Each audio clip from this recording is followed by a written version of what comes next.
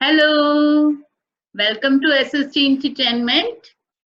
Next part लेके हम आ गए हैं। हमारा पार्ट है इनकम एंड अदर क्राइटेरिया।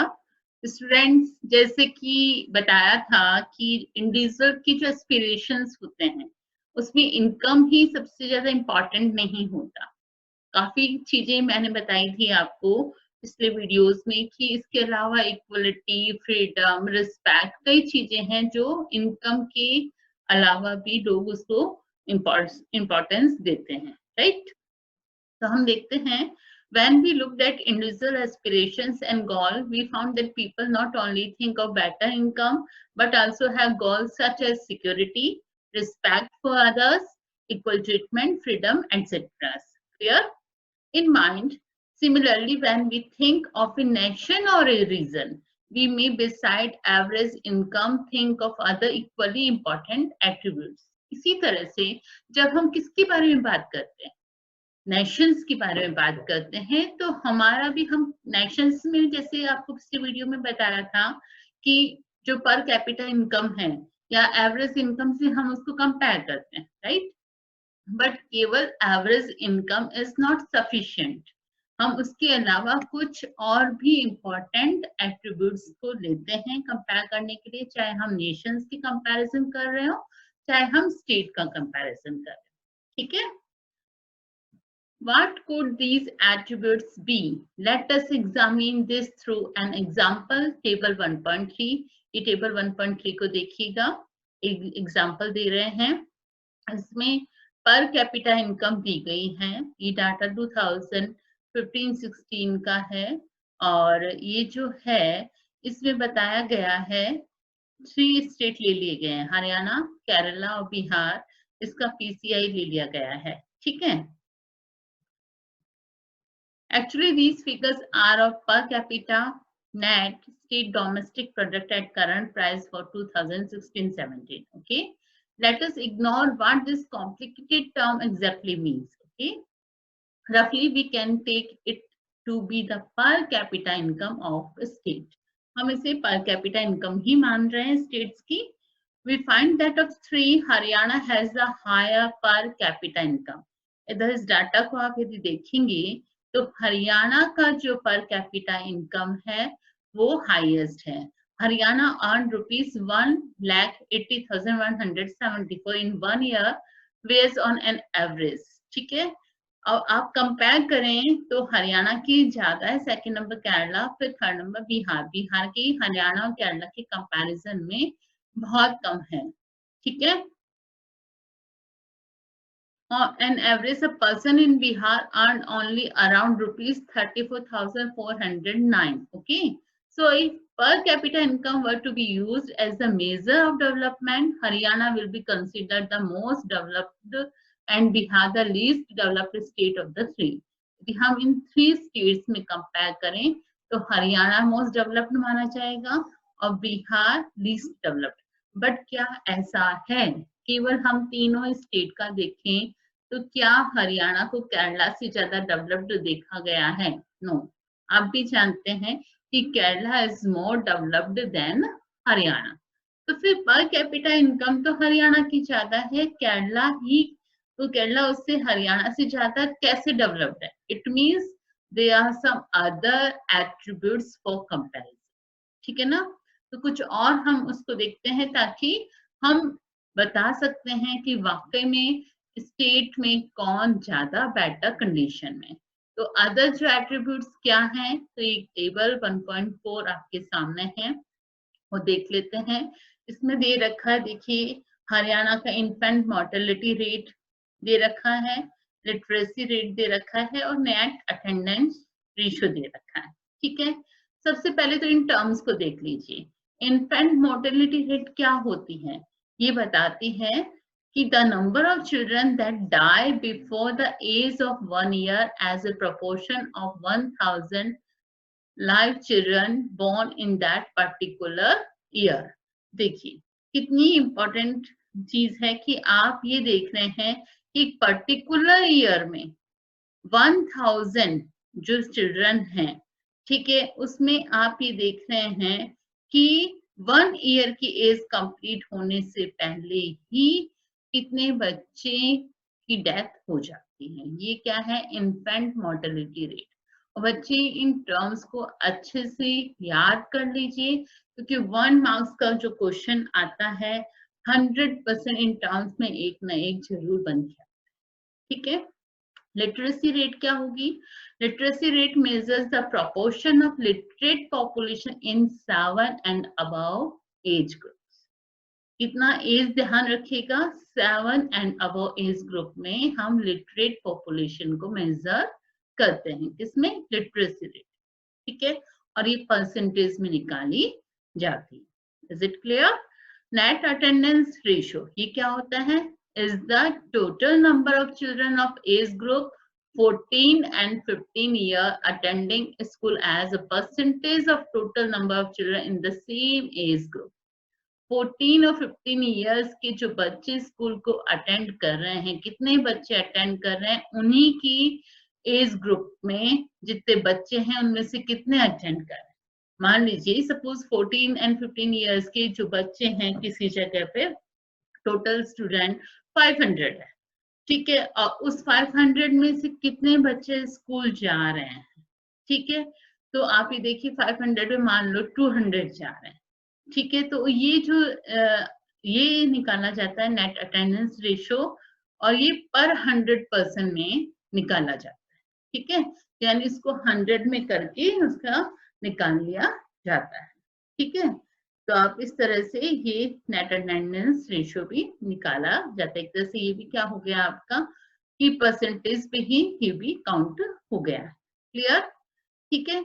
ये टेबल दे रखी है, तो इसमें आप देखिए हरियाणा की इन्फेंट मोर्टेलिटी रेट जो है 1000 लाइव बर्थ पे है 30, केरला की 10 है और बिहार की 35 है। इसका मतलब साफ पता चल रहा है कि केरला में इन्फेंट मोर्टेलिटी रेट बहुत कम है, और यही प्रोग्रेस की इसमें निशानी है कि यहाँ बहुत कम बच्चों की डेथ हो रही है। ठीक है। और लिटरेसी रेट देखें तो केरला की 94% है, हरियाणा की 82 है और बिहार की 62। It means Kerala is better than Haryana in literacy rate and Kerala is better than Haryana in infant mortality rate, right? And net attendance ratio में देखिए तो हरियाणा का 61 जा रहा है और केरला का 83। तो आप देख सकते हैं कि चाहे पीस जो आपकी पर कैपिटा इनकम है पीसीआई यदि हरियाणा की केरला से बेटर है, बट ये जो 3 क्राइटेरियाज यहाँ पे नजर आ रहे हैं, infant mortality rate, literacy rate and net attendance ratio, इसमें Kerala is far better than Haryana. That's why Kerala is more developed. Is it clear? तो यही है कि हमें और भी क्राइटेरियाज को देखना होता है।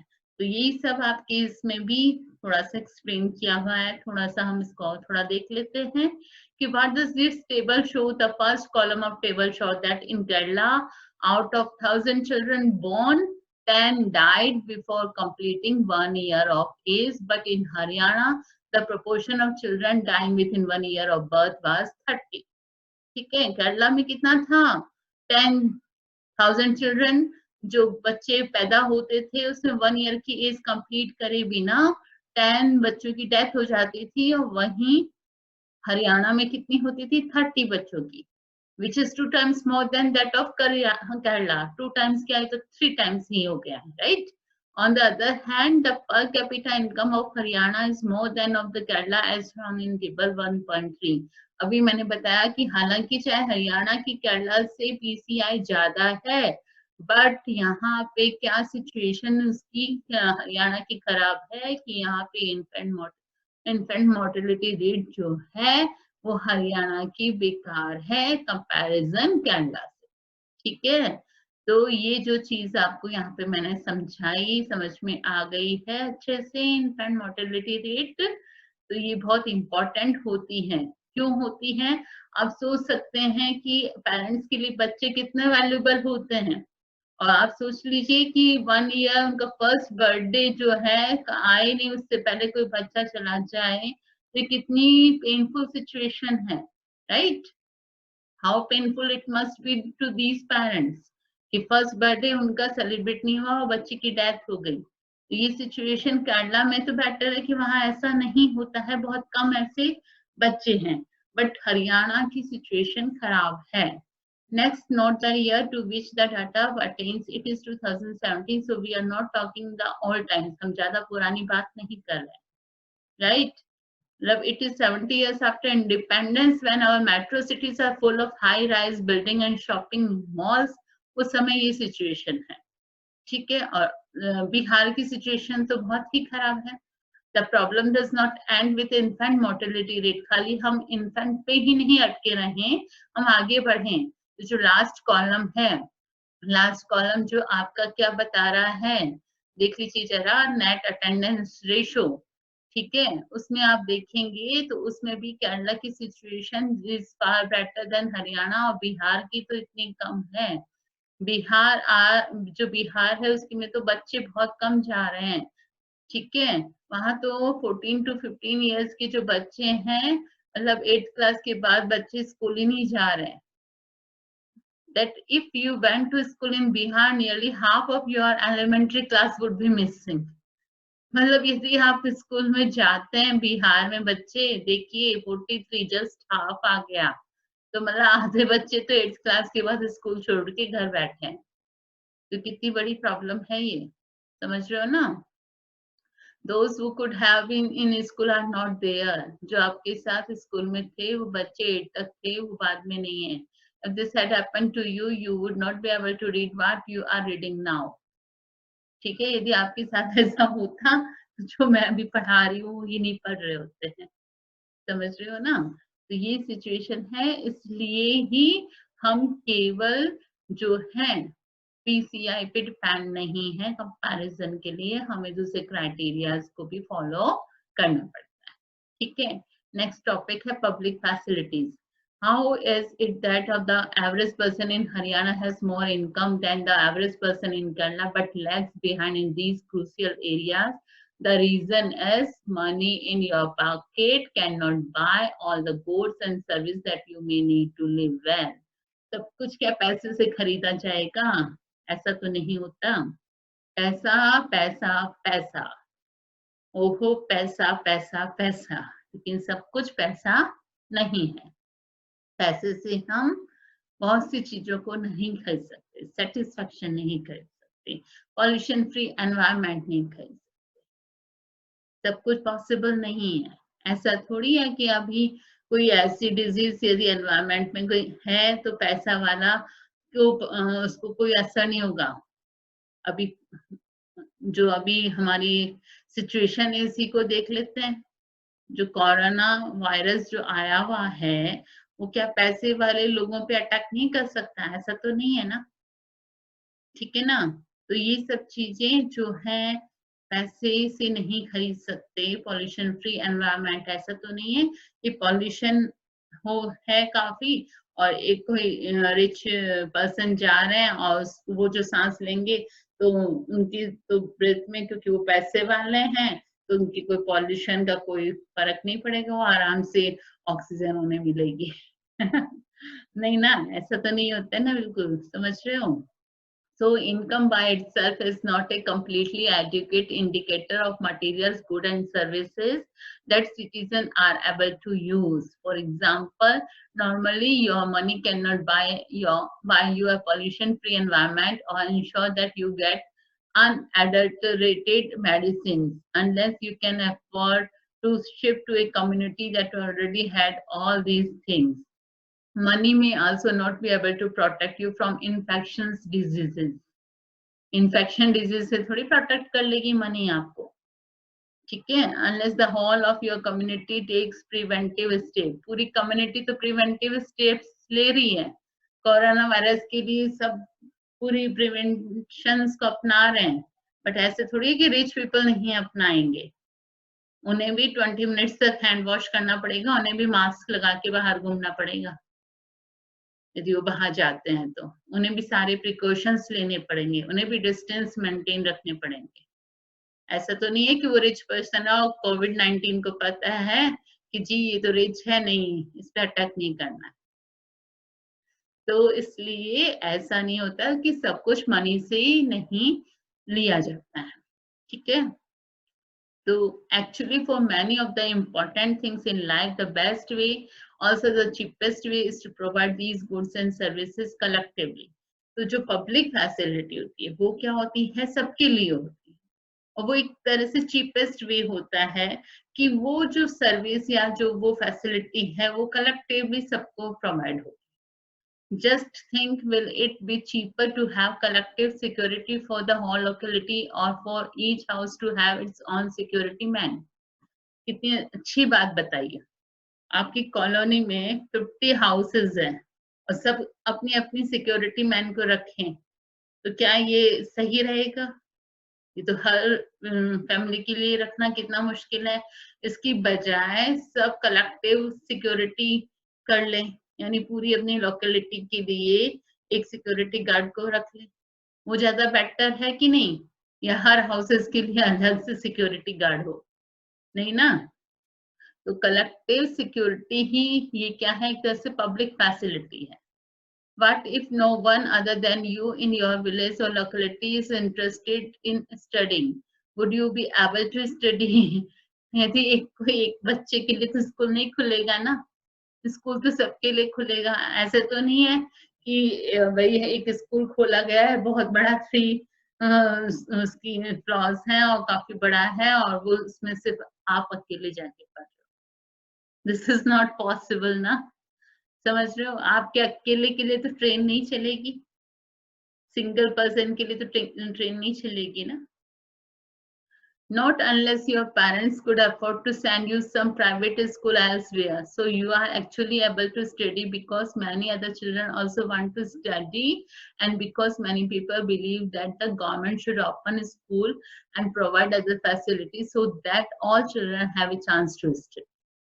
गवर्नमेंट ने प्रोवाइड किया है और स्कूल खोला सब बच्चों के लिए, किसी एक के लिए नहीं है, और सभी बच्चों को स्टडी के लिए चांस एकदम मिलना चाहिए। उसके लिए किसी तरह की रुकावटें नहीं होनी चाहिए। Even now in many areas, children, particularly girls, are not able to go to high school because the government society has not provided adequate facilities. कई बार आप देखते हो कि किसी जगह, किसी एरियाज में पर्टिकुलरली कोई गर्ल नहीं जा पाती हाई स्कूल। क्यों नहीं जा पाती? क्योंकि गवर्नमेंट या सोसाइटी ने एडिक्वेट फैसिलिटी नहीं दी है। हो सकता है कि उस एरिया में कोई गर्ल स्कूल ही नहीं हो, सारे बॉयज स्कूल हो, हायर स्टडी के लिए वो नहीं जा सकती हो, तो ये प्रॉब्लम आ सकती। लेकिन यदि पब्लिक फैसिलिटी का मतलब क्या है कि वो सबके लिए हो। ठीक है, हॉस्पिटल्स हैं, जो हॉस्पिटल गवर्नमेंट खोलती है सबके लिए होते हैं, स्कूल्स हैं जो सबके लिए होते हैं। ठीक है, तो इस तरह से जो ट्रेन्स हैं, वो ट्रांसपोर्ट सिस्टम है, वो किसके लिए? सबके लिए है। तो पब्लिक फैसिलिटी मीन्स एक चीपेस्ट जो फैसिलिटी है तो वो सबके लिए होती है और उससे ओवरऑल डेवलपमेंट होता है। Kerala has a low infant mortality rate because it has adequate provision of basic health and educational facilities. Underline कर लीजिए कि क्यों केरला में लो इन्फेंट मोर्टेलिटी रेट है, क्या रीजन है उसके पीछे। एक तो ये कि उन्होंने हेल्थ और दूसरा एजुकेशन फैसिलिटी पे उन्होंने काफी पैसा खर्च किया है। वहाँ की गवर्नमेंट ने उस पर बहुत ध्यान दिया है, इसीलिए तो वहां पे इन्फेंट मोर्टेलिटी रेट बहुत कम है। ऐसा कभी होता है कि फैमिली में बच्चे हैं, पैदा हो रहे हैं, कौन चाहेगा अपने बच्चे को 1 ईयर से पहले जाना? कोई भी नहीं चाहेगा ना। बट सिचुएशन वहां पे ऐसी है कि नहीं, जो है बच्चे वहां पे नहीं जी पा रहे, तो उसमें कुछ ना कुछ कारण है कि उनका प्रॉपर वैक्सीनेशन नहीं हो रहा है, उनकी हेल्थ पे ध्यान नहीं दिया जा रहा है, उनकी मदर जो है कि वो बहुत ही वीक है, उन्होंने बहुत वीक बेबी को जन्म दिया। उसके पीछे क्या रहा कि टोटल टाइम में उनका केयर नहीं हुआ। तो ये सब हेल्थ जो फैसिलिटी है गवर्नमेंट प्रोवाइड करे, ठीक है, तो इन्फेंट मोर्टेलिटी रेट डाउन होगी। ठीक है, स्कूल्स खोले जिसमें गर्ल्स और बॉयज दोनों के लिए स्कूल हो, मिड डे मील जो फैसिलिटी इसी पर्पज के लिए दी गई है ताकि ज्यादा से ज्यादा बच्चे स्कूल में एडमिशन लें। ठीक है, उससे क्या होगा, एडमिशन लेंगे तो एजुकेशनल फैसिलिटी बढ़ेगी, ठीक है, उस स्टेट की क्या होगी, उस स्टेट का जो अटेंडेंस रेशो है, नेट अटेंडेंस रेशो है, वो ऊपर जाएगा। जैसे कि कहाँ गया है, केरला में गया है। ये सब एक तरीके हैं, ये पब्लिक फैसिलिटीज प्रोवाइड करके हम अपने जो एरिया है उसकी कंडीशन को और इम्प्रूव कर सकते हैं। Similarly, in some states, the public distribution system (PDS) function well. Health and nutritional status of people of such a state is certainly likely to be better. PDS system अगर किया जाता है, health and nutritional status जो है people का वो बढ़ा करके क्या उस स्टेट की जो है कंडीशन को सुधार सकते हैं। ठीक है, तो ये सब बातें हैं, तो इनसे ही जो अब किसी स्टेट की कंडीशन अच्छी हो सकती है। ठीक है, तो जो अभी मैंने आपको पढ़ाया है उसको थोड़ा सा हम देख लेते हैं अपने जो नोट्स से, थोड़ा सा आपका रिकॉल हो जाएगा। ठीक है, ओके, लेट्स सी बच्चों। इनकम एंड अदर क्राइटेरिया, तो देखिए per capita income of selected states, उसमें स्टेट हमने 3 लिए हैं, हरियाणा, केरला और बिहार, और यहाँ हमकी पर कैपिटा इनकम शो की गई है। ठीक है, तो इसमें आप देखिए हरियाणा की जो पर कैपिटा इनकम है केरला की कंपैरिजन में ज्यादा है और बिहार की सबसे कम है। If per capita income were to be used as the measure of development, Haryana will be considered the most developed and Bihar the least developed state of the 3. Is it clear? However, this is not true. हमें पता है कि केरला की condition better है हरियाणा से, लेकिन PCI जो हम देखें तो हरियाणा की ज्यादा बेटर है। फिर हरियाणा को ज्यादा क्यों नहीं डेवलप्ड बताया जा रहा है, तो कुछ और कारण भी हो सकते हैं, आपको बताया था वीडियो में, तो वो सब हम अभी देखते हैं, रिकॉल करते हैं इसको। However, this is not true if we look at the other criteria. तो other criteria में हमने क्या देखा है, इन्फेंट मोर्टेलिटी रेट लिया है, लिटरेसी रेट लिया है और नेट अटेंडेंस रेशो लिया है। ठीक है, तो इसकी एक टेबल यहाँ पे मैंने बना दी है, लेकिन इससे पहले हम इनकी जो टर्म्स हैं इनको एक्सप्लेन कर रहे हैं। इन्फेंट मोर्टेलिटी रेट, इनमें से क्वेश्चन 100% आता है एग्जाम में, तो इनको बहुत अच्छे से करिएगा। Indicates the number of children that die before the age of 1 year as a proportion of 1000 live children born in that particular year. ठीक है, तो ये इन्फेंट मोर्टेलिटी रेट होती है। लिटरेसी रेट क्या होती है, literacy rate measures the proportion of literate population in the 7 and above age group. Clear? Or net attendance ratio is the total number of children of the age group 14 and 15 years attending school as a percentage of total number of children in the same age group. ठीक है, तो ये आपकी terms हैं, इसके base पे हमने ये इंडेक्स बना रखा है। तो इसको थोड़ा सा जो है एक बार नजर डाल लीजिए कि हरियाणा की इन्फेंट मोर्टेलिटी रेट कितनी है, 30 है, केरला की 10, बिहार की 35। लिटरेसी रेट देखे जाए 2011 के अकॉर्डिंग हरियाणा की 82, केरला 94, बिहार 62, और नेट अटेंडेंस रेशो 61%, 83% एंड 43%। ठीक है, इस टेबल को मैंने थोड़ा सा यहाँ पे आपको बता दिया ताकि आपको और इजी रहेगा। The first column shows that in Kerala out of 1000 children born 10 died before completing 1 year of age, but in Haryana the proportion of children dying within 1 year of birth was 30, which is 3 times than that of Kerala. This number is 35 in Bihar. Okay, literacy rate in Kerala is 94%, which is higher than Haryana. Haryana ki 82% and Bihar 62%. Okay, the last column shows net attendance ratio था last column. ठीक है, वो बताता है that in Kerala 83 children of 100 is 14-15 are attending school beyond class 8, which is greater than Haryana. Haryana की 61 and Bihar is 43. ठीक है, तो इस हिसाब से देखिए बिहार का तो जस्ट 50% के आसपास आ रहा है। नेक्स्ट थर्ड टॉपिक हमारा public facilities, facilities which are provided by the government considered as public facility like school, hospitals, community halls, transport, electricity, etc. Clear? We need public facility because we are not able to purchase all things by money. We cannot able to buy a pollution free environment with the help of the money.